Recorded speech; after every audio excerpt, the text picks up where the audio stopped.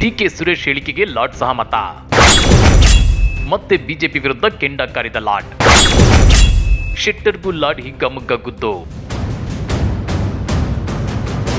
ಸಚಿವ ಸಂತೋಷ್ ಲಾಡ್ ಬಿಜೆಪಿ ವಿರುದ್ಧ ಮತ್ತೆ ರುಚಿಗೆದ್ದಿದ್ದಾರೆ. ಮಾಜಿ ಸಿಎಂ ಜಗದೀಶ್ ಶೆಟ್ಟರ್ ಅವರು ಬಿಜೆಪಿ ಸೇರಿದ್ದು ಅವರು ಆಪರೇಷನ್ ಕಮಲದ ಮಾತುಗಳನ್ನಾಡ್ತಿದ್ದಾರೆ. ಇದಕ್ಕೂ ಕೆಂಡಕಾರಿರೋ ಸಂತೋಷ್ ಲಾಡ್ ಬಿಜೆಪಿಯ ಅಸಲಿ ಬಂಡವಾಳವನ್ನ ಬಿಚ್ಚಿಟ್ಟಿದ್ದಾರೆ. ಹಾಗಾದ್ರೆ ಸಚಿವ ಸಂತೋಷ್ ಲಾಡ್ ಅವರ ಬೆಂಕಿ ರಿಯಾಕ್ಷನ್ ಹೇಗಿತ್ತು ಗೊತ್ತಾ?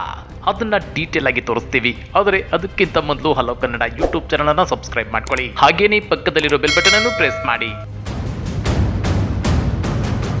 ಕೇಂದ್ರ ಸರ್ಕಾರದಿಂದ ಕರ್ನಾಟಕಕ್ಕೆ ನಿರಂತರವಾಗಿ ಅನುದಾನ, ತೆರಿಗೆ ಪಾಲಿನ ಹಂಚಿಕೆಯಲ್ಲಿ ತಾರತಮ್ಯವಾಗ್ತಿದೆ. ಜೊತೆಗೆ ಬಜೆಟ್ನಲ್ಲೂ ಉತ್ತಮ ಯೋಜನೆಗಳನ್ನ ಮೀಸಲಿಟ್ಟಿಲ್ಲ ಅಂತೇಳಿ ಸಂಸದ ಡಿಕೆ ಸುರೇಶ್ ನಿನ್ನೆ ಆರೋಪಿಸಿದ್ರು.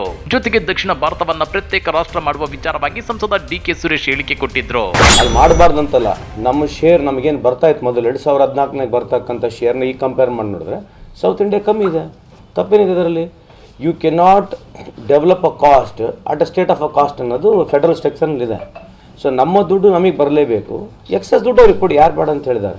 ಸೆಂಟ್ರಲ್ ಏಡ್ನ ಜಾಸ್ತಿ ಕೊಡಬಾರ್ದಂತಲ್ಲ, ಆದರೆ ನಮ್ಮ ಹಣ ನಮಗೆ ಬರ್ತಕ್ಕಂಥ ಹಣನ ತೊಗೊಂಡು ಅಲ್ಲೋಗಿ ಹೋಗಿ ಡೆವಲಪ್ ಮಾಡ್ತಕ್ಕಂಥದ್ದು ಸರಿಯಲ್ಲ ಅಂತ ಅವ್ರ ವಾದ ಇದೆ. ಅದಕ್ಕೆ ನನ್ನ ಸಮರ್ಥನೆ ಇದೆ. ಅದು ಸಪ್ರೇಟ್ ಯಾಕೆ ಆಗ್ಬೇಕಂತ ಹೇಳಿದ್ರೆ ಅದು ಅವ್ರನ್ನ ಕೇಳಿ. I am not going to endorse that as of now. It's his opinion. ಆ ಹೇಳಿಕೆಗೆ ಇದೀಗ ಸಚಿವ ಸಂತೋಷ್ ಲಾಡ್ ಸಹಮತ ವ್ಯಕ್ತಪಡಿಸಿದ್ದಾರೆ. ಹೌದು ವೀಕ್ಷಕರೇ, ಹುಬ್ಬಳ್ಳಿಯಲ್ಲಿ ಶುಕ್ರವಾರ ಸುದ್ದಿಗಾರರೊಂದಿಗೆ ಮಾತನಾಡಿರುವ ಸಚಿವ ಸಂತೋಷ್ ಲಾಡ್, ಡಿಕೆ ಸುರೇಶ್ ಅವರ ಹೇಳಿಕೆಗೆ ನನ್ನ ಸಹಮತವಿದೆ.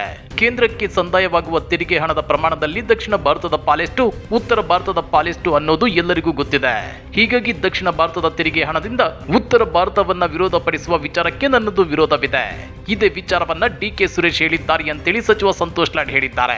ಈಗ ಕಾನ್ಸ್ಟಿಟ್ಯೂಷನ್ ಚೇಂಜ್ ಮಾಡ್ತೀನಿ ಅಂತ ಹೇಳ್ತಾರಲ್ಲ, ಅದರದ್ದೇನು ಒಪಿನಿಯನ್? ಇವತ್ತು ನಾವು ಸಂವಿಧಾನನೇ ಚೇಂಜ್ ಮಾಡ್ತೀವಿ ಅಂತ ಹೇಳ್ತಾರಲ್ಲ, ಬೆಳಗ್ಗೆ ಎದ್ರೆ ಮತ್ತೆ ಅದೇ ಯಾವ ಒಪಿನಿಯನ್? ಕಾನ್ಸ್ಟಿಟ್ಯೂಷನ್ ಚೇಂಜ್ ಮಾಡ್ಬಿಟ್ರೆ ಮತ್ತೆ ದೇಶ ಚೇಂಜ್ ಆದಂಗಲ್ಲ. ಮತ್ತೆ ಅದನ್ನು ಒಂದು ಚರ್ಚೆ ಆಗ್ಬೇಕಲ್ವ? ಅದನ್ನ ನೀವು ಕೇಳಿ, ಮತ್ತೆ ಪ್ರತಿಯೊಬ್ಬರಿಗೆ ಕೇಳ್ಬೇಕು. ಕಾನ್ಸ್ಟಿಟ್ಯೂಷನ್ ಚೇಂಜ್ ಮಾಡ್ತಾರೆ ಅಂತ ದಿನ ಬೆಳಗ್ಗೆ ಹೇಳ್ತಾರಲ್ಲ, ಅದರ ಬಗ್ಗೆ ಚರ್ಚೆ ಮಾಡಬೇಕು. ದಿನಂಪ್ರತಿ ಸಂವಿಧಾನ ಬದಲಿಸುವ ತಿದ್ದುಪಡಿ ಬಗ್ಗೆ ಮಾತನಾಡುವ ಬಿಜೆಪಿ ಮುಖಂಡರದ್ದು ಭಾರತ ಒಡೆಯುವ ಯೋಚನೆಯೇ. ಈ ಹಿಂದೆಯೂ ಹಲವರು ಉತ್ತರ ಕರ್ನಾಟಕ ಪ್ರತ್ಯೇಕ ರಾಜ್ಯವಾಗಬೇಕು ಅಂತ ಆಗ್ರಹಿಸಿದ್ರು. ಅದು ಅವರ ಅಭಿಪ್ರಾಯ. 2014 ಮೊದಲು ಕೇಂದ್ರ ಸರ್ಕಾರ ದಕ್ಷಿಣ ಭಾರತಕ್ಕೆ ನೀಡುತ್ತಿದ್ದ ಅನುದಾನ 2014 ನಂತರ ಸಿಗುತ್ತಿಲ್ಲ ಅಂತೇಳಿ ಸಂತೋಷ್ ಲಾಡ್ ಬೇಸರ ವ್ಯಕ್ತಪಡಿಸಿದ್ದಾರೆ. ಐ ರಿಸ್ಟ್ರಿಕ್ಟ್ ಮೈಸೆಲ್ಫ್ ಅವ್ರು ಹೇಳಿರ್ತಕ್ಕಂಥ ಒಂದು ನಿಜ ಇದ್ರೆ, ಸೌತ್ ಇಂಡಿಯನ್ ಏನು ರೆವಿನ್ಯೂ ಕಲೆಕ್ಷನ್ ಆಗುತ್ತೆ, ನಮಗೆ 2014 ಇಸ್ವಿಗಿಂತ ಮುಂಚೆ ನಮಗೇನು ದುಡ್ಡು ಸಿಗ್ತೈತೆ ಆ ಪಾಲ್ ಸಿಗ್ತಲ್ಲ, ಹಂಗಾಗಿ ಸೌತ್ ಇಂಡಿಯಾಗಳಿಗೆ ಡೆವಲಪ್ಮೆಂಟ್ಗೆ ದುಡ್ಡು ಕಮ್ಮಿ ಬರ್ತಾ ಇದೆ. ಅದ್ರ ಮೇಲೆ ಅವ್ರು ಏನು ಹೇಳಿದ್ದಾರೆ ಆ ಪ್ರಶ್ನೆಗೆ ನಾನು ಉತ್ತರ ಕೊಡಲ್ಲ, ನೀವು ಅವ್ರನ್ನ ಕೇಳಿ. ದೇಶದ 80 ಕೋಟಿ ಜನರಿಗೆ ಅಕ್ಕಿ ಕೊಡುವುದು ನಮ್ಮ ಯೋಜನೆ. ಇಂದಿರಾ ಗಾಂಧಿ ಕಾಲದಲ್ಲಿ ಆಹಾರ ಭದ್ರತಾ ಕಾಯ್ದೆ ಜಾರಿಯಾದಾಗಿನಿಂದ ಅಕ್ಕಿ ಕೊಡುತ್ತಿದ್ದೇವೆ. ಆದ್ರೆ ಈಗ ಪ್ರಧಾನಿ ಮೋದಿ ತಾವು ಅಕ್ಕಿ ಕೊಡುವುದಾಗಿ ಹೇಳಿಕೊಳ್ಳುತ್ತಿದ್ದಾರೆ. ವಿಧವೆಯರಿಗೆ, ಅಂಗವಿಕಲರಿಗೆ, ಹಿರಿಯ ನಾಗರಿಕರಿಗೆ ಮಾಶಾಸನ ನಿಗದಿಯಾಗಿದ್ದು ನಮ್ಮ ಕಾಲದಲ್ಲಿ. ಹೀಗಾಗಿ ಬಿಜೆಪಿಗರು ಏನ್ ಮಾಡಿದ್ದಾರೆ ಎಂಬುದು ಚರ್ಚೆಯಾಗಲಿ. ಮೇಕ್ ಇನ್ ಇಂಡಿಯಾ ಘೋಷಣೆಯಡಿ ಸೂಜಿಯನ್ನು ತಯಾರಿಸದ ಮೋದಿ ಸರ್ಕಾರಕ್ಕೆ ಕಾಂಗ್ರೆಸ್ ಬಗ್ಗೆ ಮಾತನಾಡುವ ನೈತಿಕತೆ ಇಲ್ಲ ಅಂತೇಳಿ ವಾಗ್ದಾಳಿ ನಡೆಸಿದ್ದಾರೆ. ಜನರಿಗೆ ಕಾಂಗ್ರೆಸ್ ಬಿಜೆಪಿ ಮುಖ್ಯವಲ್ಲ, ಅವರ ಕಷ್ಟಗಳಿಗೆ ಮಿಡಿಯುವ, ಕಣ್ಣೀರು ಒರೆಸುವವರೇ ಮುಖ್ಯ. ಈ ನಿಟ್ಟಿನಲ್ಲಿ ಕಾಂಗ್ರೆಸ್ ಪಂಚ ಗ್ಯಾರಂಟಿ ಯೋಜನೆಗಳನ್ನು ನೀಡಿದೆ. ಇದರಿಂದ ಜನ ಸಂತೋಷವಾಗಿದ್ದಾರೆ. ತಾಂತ್ರಿಕ ಕಾರಣಗಳಿಂದ 4% ಮಹಿಳೆಯರಿಗೆ ಮಾತ್ರ ಗೃಹಲಕ್ಷ್ಮಿ ಅನುದಾನ ತಲುಪಿಲ್ಲ. ಅವರನ್ನು ಯೋಜನೆಗೆ ಒಳಪಡಿಸುವ ಉದ್ದೇಶದಿಂದ ಬೃಹತ್ ಸಮಾವೇಶ ನಡೆಸಲಾಗುವುದು ಅಂತೇಳಿ ಸಚಿವ ಸಂತೋಷ್ ಲಾಡ್ ಸ್ಪಷ್ಟಪಡಿಸಿದ್ದಾರೆ.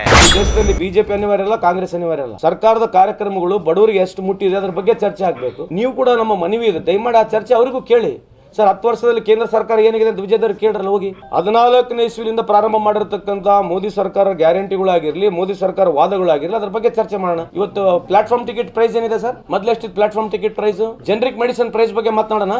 ಓವರ್ ಆಲ್ 173% ಟೈಮ್ಸ್ 173% ಇವತ್ತು ಎಲ್ಲ ವ್ಯವಸ್ಥೆ ಇನ್ಕ್ರೀಸ್ ಆಗಿದೆ. ಇದ್ರ ಬಗ್ಗೆ ಚರ್ಚೆ ಬೇಡ. ಕೇಳಿ ವಿಜೇಂದ್ರ, ದಯಮಾಡಿ ಕೇಳಿ.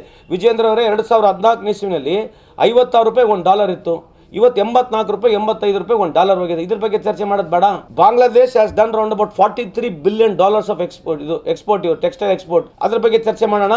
ಬಾಂಗ್ಲಾದೇಶ್ GDP ನಮ್ಮ ದೇಶದ GDP ಚೆನ್ನಾಗಿದೆ. ಮೊನ್ನೆ ತಾನೇ ಹೇಳಿದೆ, Afghanistan dollar rate, Afghanistan rupees getting stronger against dollar ಇಂಥವೆಲ್ಲ ಚರ್ಚೆ ಮಾಡ್ಬೇಕಲ್ಲ ವಿಜೇಂದ್ರ ಅವರು ಕೂಡ. ಇನ್ನ ಇದೇ ಸಂದರ್ಭದಲ್ಲಿ ಮಾಜಿ ಸಿಎಂ ಜಗದೀಶ್ ಶೆಟ್ಟರ್ ಬಿಜೆಪಿಗೆ ಸೇರ್ಪಡೆಯಾಗಿರೋ ವಿಚಾರವಾಗಿ ಪ್ರತಿಕ್ರಿಯಿಸಿದ್ದಾರೆ. ಶೆಟ್ಟರ್ ಅವರು ಕಾಂಗ್ರೆಸ್ ಸೇರುವಾಗ ಅವರ ಜೊತೆ ಯಾರು ಬಂದಿಲ್ಲ, ಯಾರು ಬರದೇ ಇದ್ದಾಗ ಹೋಗುವ ಪ್ರಶ್ನೆಯೇ ಇಲ್ಲ. ಶೆಟ್ಟರ್ ಜೊತೆ ಕಾಂಗ್ರೆಸ್ ಸೇರಿದವರನ್ನ ನಾನು ನೋಡಿಲ್ಲ, ಹೀಗಾಗಿ ಶೆಟ್ಟರ್ ಹಿಂದೆ ಯಾರು ಹೋಗಲ್ಲ ಅಂತೇಳಿ ಸ್ಪಷ್ಟಪಡಿಸಿದ್ದಾರೆ. ಹಾಗಾದ್ರೆ ಸಂತೋಷ್ ಲಾಡ್ ಅವರ ಈ ಬೆಂಕಿ ರಿಯಾಕ್ಷನ್ ಬಗ್ಗೆ ನೀವೇನಂತೀರಾ? ಕಮೆಂಟ್ ಮಾಡಿ, ವಿಡಿಯೋ ಲೈಕ್ ಮಾಡಿ, ಶೇರ್ ಮಾಡಿ. ಇಂಥ ಮತ್ತಷ್ಟು ರೋಚಕ ರಾಜಕೀಯ ಸುದ್ದಿಗಳನ್ನ ಮಿಸ್ ಮಾಡದೆ ನೋಡಬೇಕು ಅಂದ್ರೆ ಹಲೋ ಕನ್ನಡ ಯೂಟ್ಯೂಬ್ ಚಾನಲ್ ಅನ್ನ ಸಬ್ಸ್ಕ್ರೈಬ್ ಮಾಡ್ಕೊಳ್ಳಿ.